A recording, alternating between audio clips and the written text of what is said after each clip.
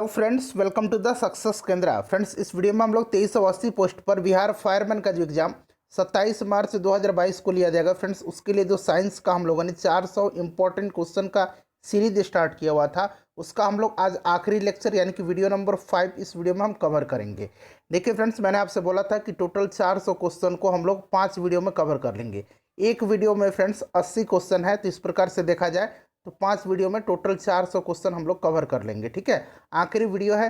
Video number 1 से लेकर के 4 तक का लिंक मैंने डिस्क्रिप्शन में दे दिया है, जरूर देख लीजिएगा।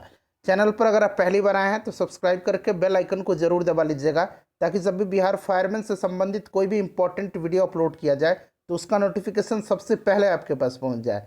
तो चलिए फ्रेंड्स, बिना देरी किए हुए आज का सेशन स्टार्ट करते हैं। फ्रेंड्स प्लीज़ वीडियो को लाइक और शेयर जरूर कर दीजिएगा। तो फ्रेंड्स आज के वीडियो का यानी कि लेक्चर नंबर 5 का पहला प्रश्न देखिए। पहला प्रश्न है कि प्रकाश तरंगे होती है। देखिए फ्रेंड्स, अगर आपको आंसर पता है तो आप आंसर कमेंट में देकर के बता सकते हैं।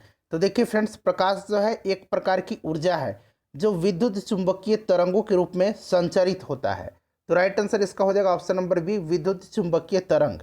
नेक्स्ट क्वेश्चन देखिएगा, प्रकाश एक रूप है। तो अभी मैंने आपको बताया कि प्रकाश एक प्रकार की ऊर्जा है जो विद्युत चुंबकीय तरंगों के रूप में संचरित होती है। तो राइट आंसर इसका क्या हो जाएगा फ्रेंड्स, ऑप्शन नंबर ए हो जाएगा, ऊर्जा का। उसका बाद देखिए, कौन सा पदार्थ लाल लिटमस को नीला कर देता है। तो लाल लिटमस को नीला कर देता है कौन सा, तो फ्रेंड्स ये कर देता है आपका ऑप्शन नंबर बी हो जाएगा, क्षार। ठीक है फ्रेंड्स, और नीला को लाल कौन करता है, तो नीला को लाल अम्ल करता है। उसके बाद नेक्स्ट क्वेश्चन देखिएगा कि जब आपतन कोण का मान क्रांतिक कोण के बराबर होता है तब अपवर्तन कोण होता है। तो देखिए फ्रेंड्स, बहुत ही इंपॉर्टेंट क्वेश्चन है, ध्यान रखेंगे। जब आपतन कोण का मान क्रांतिक कोण के बराबर होता है तब अपवर्तन कोण 90 डिग्री होता है। ऑप्शन नंबर बी इसका राइट आंसर हो जाएगा। उसके बाद देखिए, हाइड्रोजन के 2 परमाणुओं के बीच कितने आबंध होते हैं। हाइड्रोजन के 2 परमाणुओं के बीच, ठीक है, 2 परमाणुओं के बीच पूछा गया है कि कितने आबंध होते हैं। तो देखिए फ्रेंड्स, यहाँ पर एक जोड़ा इलेक्ट्रॉन यहाँ पर साझा हो रहा है। तो राइट आंसर इसका क्या हो जाएगा, एक आबंध हो जाएगा। ठीक है, एक जोड़ा इलेक्ट्रॉन यानी कि एक आबंध हो जा रहा है। 2 जोड़ा होगा तो डबल बॉन्ड हो जाएगा। तो यहाँ एक जोड़ा हो रहा है तो एक आबंध हो जाएगा। Option number A right answer इसका हो जाएगा। उसके बाद देखिएगा कि आंख पर पड़ने वाले प्रकाश की तीव्रता को इनमें से कौन नियंत्रित करता है। तो आंख पर पड़ने वाली प्रकाश की तीव्रता को आइरिस नियंत्रित करता है, यानी कि परितारिका जो है ये नियंत्रित करता है। ये पूछा गया प्रश्न है, ठीक है, ध्यान रखेंगे। उसके बाद नेक्स्ट क्वेश्चन देखिएगा कि नेत्र गोलक का व्यास लगभग है। तो फ्रेंड्स ये लगभग 2.3 सेंटीमीटर हो जाएगा। उसके बाद देखिएगा कि निम्न में से कौन सा स्वच्छ ऊर्जा स्रोत है। इसमें से जो स्वच्छ ऊर्जा का स्रोत है ये आपका हो जाएगा इसमें से कौन, तो ये प्राकृतिक गैस। ठीक है, प्राकृतिक गैस हो जाएगा। संगमरमर का रासायनिक सूत्र क्या है, तो ये हो जाएगा आपका CaCO3। नेक्स्ट क्वेश्चन देख लीजिएगा, संगमरमर का रासायनिक सूत्र याद रखेंगे, जिप्सम का रखेंगे, प्लास्टर ऑफ पेरिस का रखेंगे, विरंजक चूर्ण का रखेंगे, ब्लीचिंग पाउडर का। ठीक है, चलिए, घरेलू विद्युत आपूर्ति करने वाले प्रत्यावर्ती धारा की आवृत्ति होती है, तो ये फ्रेंड्स 50 हर्ट्ज होती है, और 220 वोल्ट AC सप्लाई दिया जाता है घरों में, इसको भी आप ध्यान रखेंगे। चलिए, उसके बाद नेक्स्ट क्वेश्चन देखिएगा कि किसी विद्युत परिपथ में 2 बिंदुओं के बीच, यहाँ 2 बिंदुओं के बीच विभवांतर मापने के लिए वोल्टमीटर को किस प्रकार से संयोजित किया जाता है। तो देखिए फ्रेंड्स, जिस विद्युत परिपथ में 2 बिंदुओं के बीच विभवांतर मापने के लिए वोल्टमीटर को पूछा गया है कि किस प्रकार से संयोजित किया जाता है, तो समानांतर क्रम में संयोजित किया जाता है। क्लियर है, याद रखेंगे। एक आदर्श वोल्टमीटर का प्रतिरोध कितना होना चाहिए, तो अनंत होना चाहिए। ठीक है फ्रेंड्स, वहीं अगर आपसे एम मीटर पूछता तो एम मीटर को श्रेणी क्रम में जोड़ा जाता है। ठीक है, और एक एम मीटर का प्रतिरोध जो होता है आदर्श एम मीटर का, वो आपका 0 होना चाहिए, 0 होना चाहिए। तो सबको आप ध्यान रखेंगे। ठीक है फ्रेंड्स, चलिए नेक्स्ट क्वेश्चन देख लीजिएगा कि विद्युत शक्ति का एसआई मात्रक क्या है। विद्युत शक्ति यानी कि पावर का वाट पूछा गया है, धारा का एम्पियर हो जाएगा। ठीक है, विभव का वोल्ट हो जाएगा, कूलम जो होता है ये आवेश का एसआई यूनिट है। उसके बाद देखिए, विद्युत धारा उत्पन्न करने की युक्ति को कहते हैं। ये क्वेश्चन पूछा जा चुका है। तो फ्रेंड्स इसको क्या कहा जाता है, इसको जनित्र कहा जाता है, जनरेटर कहा जाता है। उसके बाद देखिए, लघु पतन के समय परिपथ में विद्युत धारा का मान होता है, तो विद्युत धारा का मान बहुत अधिक बढ़ जाता है, यानी कि ऑप्शन नंबर इसका सी जो होगा करेक्ट आंसर हो जाएगा। लघु पतन शॉर्ट सर्किट के समय परिपथ में विद्युत धारा का मान बहुत अधिक बढ़ जाता है। ऑप्शन नंबर इसका सी हो जाएगा। उसके बाद नेक्स्ट क्वेश्चन देखिएगा कि किसी विद्युत परिपथ में विद्युत धारा की उपस्थिति को संसूचित करता है, तो कौन करता है फ्रेंड्स? तो फ्रेंड्स ये करता है आपका एमीटर, ठीक है। सुरक्षा फ्यूज को श्रेणी क्रम में जोड़ा जाता है, तो सुरक्षा फ्यूज को श्रेणी क्रम में जोड़ा जाता है, ध्यान रखेंगे फ्रेंड्स। और ये लाइव वायर में जोड़ा जाता है, किस में जोड़ा जाता है? लाइव वायर में, यानी कि विद्युतमय तार में जोड़ा जाता है। तो गर्म तार हो जाएगा इसका option number C right answer. सुरक्षा फ्यूज यानी कि जो फ्यूज होता है वो किसका बना होता है? तो सीसा एवं टीन के मिश्र धातु का बना होता है, ठीक है। सीसा एवं टीन के मिश्र धातु का यह बना होता है, ध्यान रखेंगे। नेक्स्ट क्वेश्चन देख लीजिएगा कि ऊर्जा का एसआई मात्रक होता है। तो देखिए फ्रेंड्स, ऊर्जा की एसआई मात्रक जो है ये आपका जूल हो जाएगा। कैलोरी जो है यह ऊर्जा का कॉमन इकाई है और 1 कैलोरी बराबर 4.186 जूल होता है, ठीक है फ्रेंड्स। इसको भी आप साथ साथ ध्यान रखेंगे। उसके बाद नेक्स्ट क्वेश्चन देखिएगा कि CO2 एक गैस है। तो फ्रेंड्स कल ही मैंने आपको बताया था कि कार्बन डाइऑक्साइड जो है यह एक अम्लीय रंगहीन गैस है। धरती के वायुमंडल में यह गैस आयतन के हिसाब से लगभग 0.03% होती है। तो राइट आंसर इसका ऑप्शन नंबर ए हो जाएगा, अम्लीय। उसके बाद देखिए किसी अम्लीय विलयन का H+ आयन जो है ये होगा। तो फ्रेंड्स ये जो होगा इसका मान, ये क्या है? ये अम्ल है। और ये जो होगा अम्ल क्या होता है? 7 से कम इसका pH मान होता है। तो 10 के पावर -7 से कम हो जाएगा, यानी कि ऑप्शन नंबर इसका बी राइट आंसर हो जाएगा। वहीं अगर आपसे OH आयन रहता तो ये क्या होता है? 7 से अधिक इसका pH मान होता है, तो ये 10 के पावर 7 से अधिक हो जाता है, ठीक है। चलिए उसके बाद देखिएगा कि आवर्त सारणी के प्रत्येक आवर्त का अंतिम सदस्य क्या होता है। अच्छा, आवर्त सारणी में टोटल 7 आवर्त हैं, ठीक है फ्रेंड्स।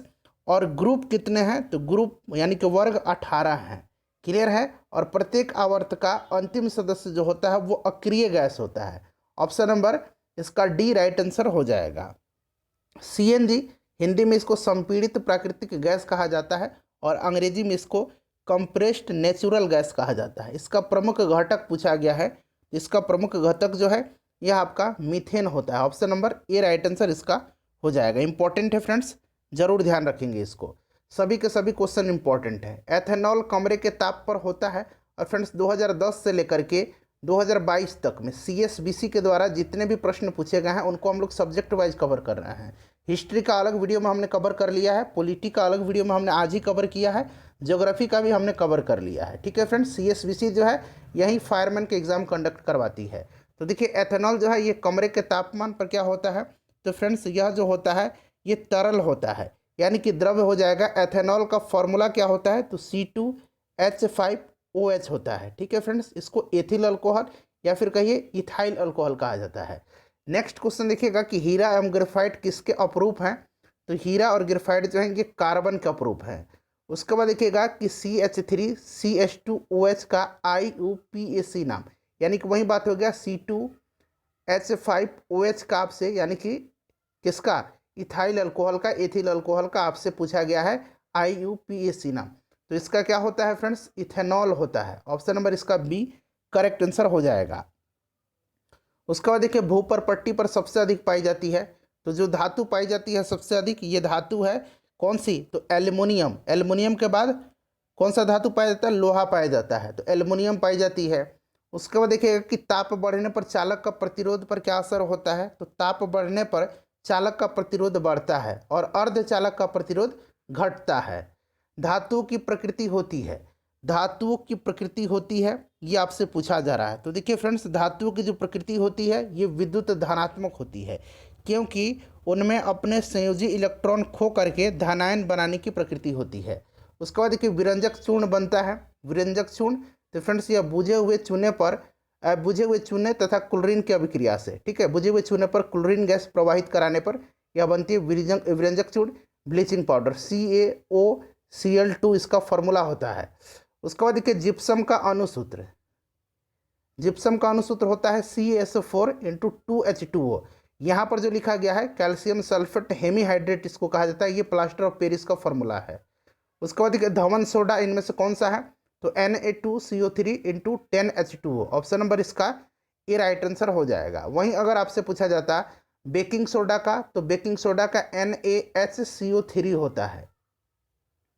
उसके बाद देखिए उष्मा शोषी अभिक्रिया इसमें से पूछा गया है। तो उष्मा शोषी अभिक्रिया में क्या होता है? तो देखिए उष्मा शोषी अभिक्रिया में क्या होता है फ्रेंड्स, बताइए। तो सही आंसर इसका क्या हो जाएगा? ऑप्शन नंबर बी हो जाएगा, उष्मा अवशोषित होती है, ठीक है। और उष्मा छेपी में उष्मा निकलती है। क्लियर। उसके बाद देखिएगा यहाँ ये समीकरण लिखा गया है Fe2O3 + 2L, और इधर राइट हैंड साइड में Al2O3 + 2Fe लिखा गया है। यह पूछा गया कि कौन सी अभिक्रिया को दर्शाता है। तो देखिए फ्रेंड्स, इसमें जो आयरन ऑक्साइड है, ये आयरन ऑक्साइड जो है फ्रेंड्स, इसमें से आयरन को यहाँ पर देखिए अल्युमिनियम क्या कर दिया है? प्रतिस्थापित कर दिया है। यानी कि यह विस्थापन अभिक्रिया है, प्रतिस्थापन अभिक्रिया है। उसके बाद देखिए चांदी की परमाणु संख्या है। चांदी का सिंबल क्या होता है? तो Ag होता है।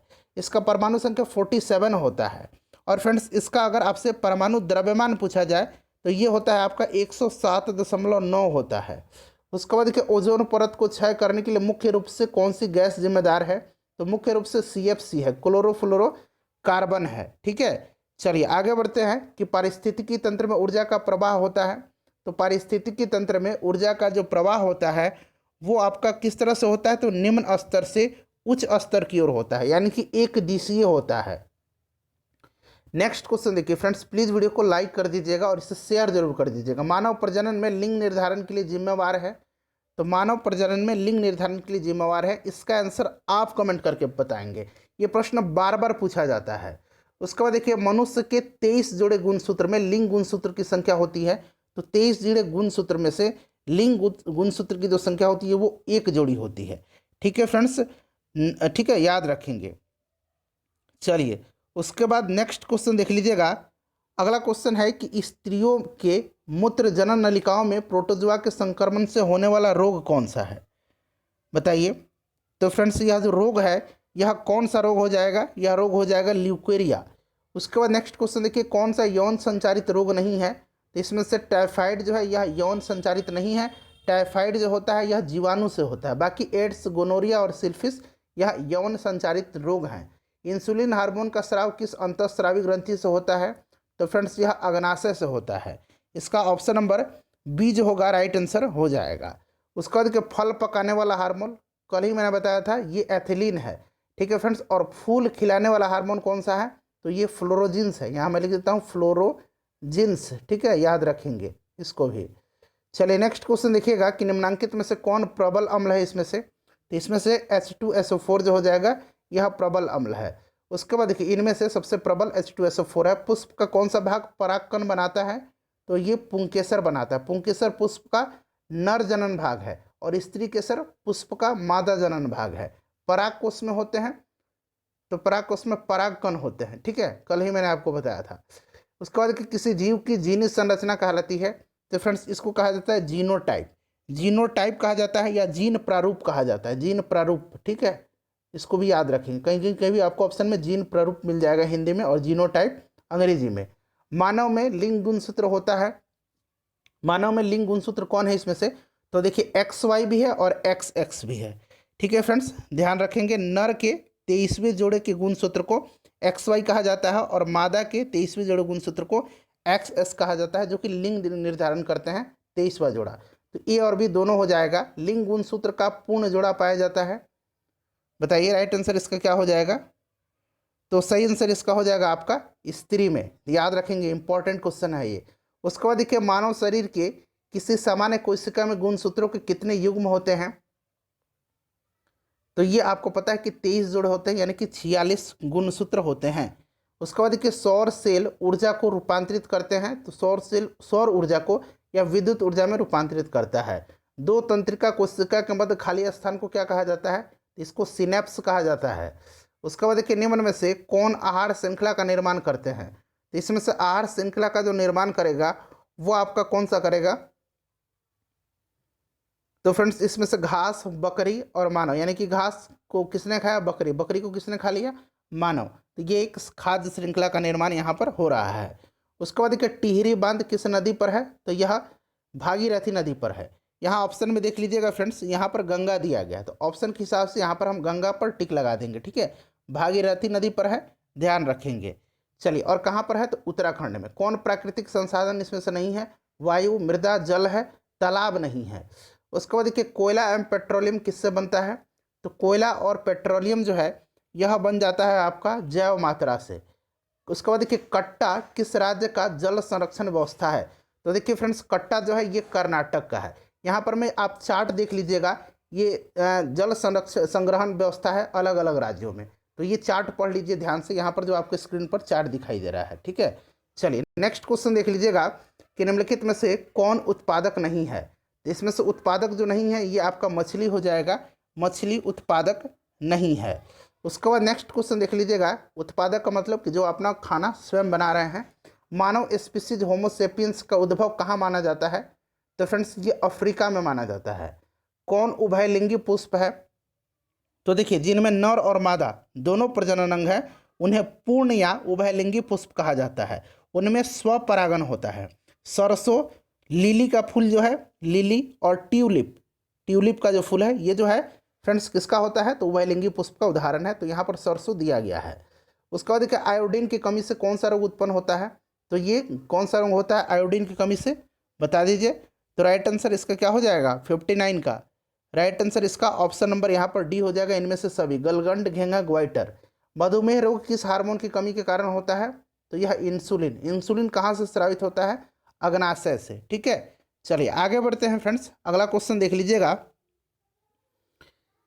कि इनमें से कौन धातु सबसे कम सक्रिय है। अब देखिए फ्रेंड्स यहाँ पर जो आप चार्ट देख रहे हैं ये पीरियोडिक टेबल है, और देखिए इसमें सबसे ज़्यादा सक्रिय जो है यहाँ पर लिथियम दिया गया है। लिथियम के बाद सबसे नीचे आ जाइएगा तो सोडियम कम, उससे कम सक्रिय है। सोडियम से कम मैग्नीशियम हो जाएगा, ऊपर में जाइए दूसरे ग्रुप में। ठीक है, फिर लोहा हो जाएगा, फिर कैडमियम हो जाएगा, फिर पीबी, यानी कि इसमें सबसे कम पीबी हो जाएगा। चाय में कौन सा अम्ल पाया जाता है, मोस्ट इंपॉर्टेंट क्वेश्चन है, चाय में कौन सा अम्ल पाया जाता है, तो टैनिक अम्ल पाया जाता है। लैक्टिक अम्ल दूध दही में। उसके बाद एसेटिक अम्ल जो पाया जाता है ये पाया जाता है सिरका में। उसके बाद देखिए साधारण नमक का रासायनिक सूत्र, तो ये NaCl होता है, यह उदासीन होता है, pH मान इसका 7 होता है। कौन धातु है इसमें से, तो इसमें से जो धातु है वो आपका कौन सा है, कॉपर एक धातु है। उसके बाद देखिए ब्रोमीन अधातु अवस्था में होती है, तो ब्रोमीन जो है यह अधातु अवस्था में जो होता है यह होता है फ्रेंड्स द्रव। ठीक है, NaOH क्या है, तो फ्रेंड्स यह जो है एक क्या है बताइए, NaOH जो है यह क्या है, तो फ्रेंड्स यह जो होता है NaOH वो आपका हो जाएगा भस्म, यानी कि बेस है, क्षार है। उसके बाद देखिए कोई पदार्थ नीले लिटमस पेपर को लाल कर देता है। अब देखिए नीले को जो लाल करता है वो क्या है, तो फ्रेंड्स वो आपका हो जाएगा ये अम्ल। ठीक है, उसके बाद देखिएगा कि धातु के ऑक्साइड मूलतः होते हैं, तो धातु के ऑक्साइड मूलतः जो होते हैं ये क्या होते हैं, तो फ्रेंड्स ये भस्म होते हैं, बेस होते हैं। उसके बाद देखिए शरीर में भोजन का पाचन किस प्रकार की अभिक्रिया है, तो यह उष्मा क्षेपी अभिक्रिया है और ऑक्सीकरण हो जाएगा। श्याम श्वेत यानी कि ब्लैक वाइट फोटोग्राफी में प्रयोग होता है, तो किसका होता है फ्रेंड्स, AGBR का। ठीक है, ऑप्शन नंबर इसका C राइट आंसर हो जाएगा, इंपॉर्टेंट है। बायोगैस में कितना प्रतिशत तक मीथेन गैस होती है, तो 75% तक, ध्यान रखेंगे। उसके बाद देखिएगा मीथेन को मार्स गैस भी कहा जाता है, फॉर्मूला CH4 होता है। उसके बाद देखिए प्राकृतिक गैस ऊर्जा का कैसा स्रोत है, इसका आंसर आप फिर से कमेंट करके मुझे बताइएगा। ठीक है, उसके बाद देखिए जल विद्युत ऊर्जा स्रोत किस प्रकार की ऊर्जा का स्रोत है, तो यह है नवीकरणीय, यानी कि ऑप्शन नंबर ये जो होगा राइट आंसर हो जाएगा। विद्युत मोटर की शक्ति निर्भर करती है, तो विद्युत मोटर की शक्ति जो है यह निर्भर करती है कुंडली के तारों के फेरों की संख्या पर। उसके बाद देखिए क्या इसमें से सत्य दिया गया है, तो इसमें से जो सत्य है वो आपका दिया गया है चुंबकीय क्षेत्र रेखाएं परस्पर काटती नहीं है। उसके बाद देखिए कि दक्षिण यानी कि दाहिना हाथ का अंगुष्ठ नियम का प्रतिपादन किसने किया था, तो फ्रेंड्स ये किया था मैक्सवेल ने, और इसे मैक्सवेल का कॉर्क स्क्रू नियम भी कहा जाता है। विद्युत चुंबकीय की खोज किसने किया था, तो फ्रेंड्स ये किया था माइकल फैराडे ने। फ्यूज का तार बना होता है, मैंने आपको बताया था कि सीसा और टीन के मिश्र धातु का, ऑप्शन नंबर C हो जाएगा। ओम का नियम पूछा गया है, तो ओम का नियम क्या हो जाएगा, V = IR हो जाएगा। फ्रेंड्स अपने स्कोर कमेंट कर दीजिएगा कि कितने प्रश्नों का उत्तर आपने सही सही दिया है। देखिए कांच के प्रिज्म में कितने पृष्ठ होते हैं, तो देखिए कांच के प्रिज्म में 2 त्रिभुजाकार और 3 आयताकार पार्श्व पृष्ठ होते हैं, तो टोटल 5 होते हैं पृष्ठ। ठीक है, 2 त्रिभुजाकार और 3 आयताकार पार्श्व पृष्ठ होते हैं। Option number B right answer इसका हो जाएगा। फ्रेंड्स टोटल 400 क्वेश्चन मैंने आपको आज कंप्लीट करा दिया है। ठीक है, वीडियो को शेयर कर दीजिएगा, लाइक कर दीजिएगा।